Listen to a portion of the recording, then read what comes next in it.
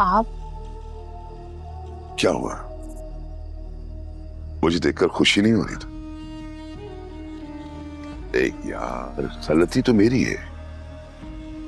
मुझे आने से पहले तुम्हें बताना चाहिए था। लेकिन अब क्या करें, गलती तो होगी। लेकिन वादा, आइंदा आने से पहले तुम्हें फोन जरूर किया करो। मेरे पास तो तुम्हारा फोन नंबर ही नहीं है। कोई बात नहीं, आज ले लूंगा ना। चले?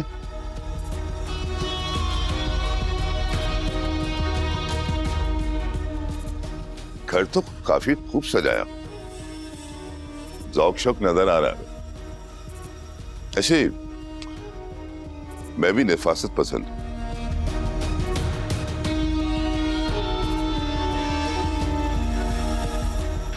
क्या बात है, बोल क्यों नहीं रही?